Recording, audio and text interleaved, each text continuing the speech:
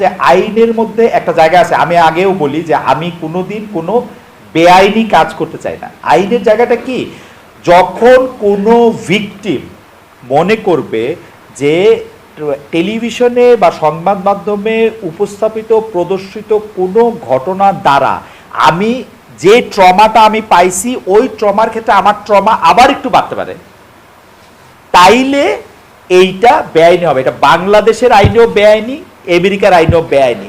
মামলা যাকে আমি ইন্টারভিউ করতেছি তার লোকেরও যদি পছন্দ না হয় সেই ইনডিসগেসও করতে পারে, কারণ দেয়ার যে মানে ওই মামলা করার সুযোগ ছিল।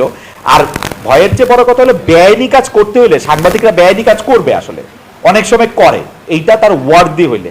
আমার কাছে মনে হয় এখন যদি আমাকে সাবেক প্রধানমন্ত্রী শেখ হাসিনা ইন্টারভিউ দিতে চান, এইটা যদি আইনে কভার নাও করে তাইলেও আমি তার ইন্টারভিউ নেব।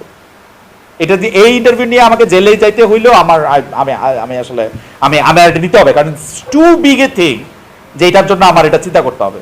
কিন্তু এই যে এনসিপির যারা ওই যে তরুণ তুর্কি, জনাব হাসনা, জনাব সার্জিস, তারা লিখছিল, হাসনাতের সাথে কালকে দেখা হলো, আমিও আমার সাথে দেখা করতে আসছিল, তা আমি বললাম যে হাসনা ও কোন একটা ঘটনা এরকম মনে হলো, হাসনা এবং সার্জিস এরকম বলছিল বিপ্লবীদের রক্তের সাথে প্রতারণা করে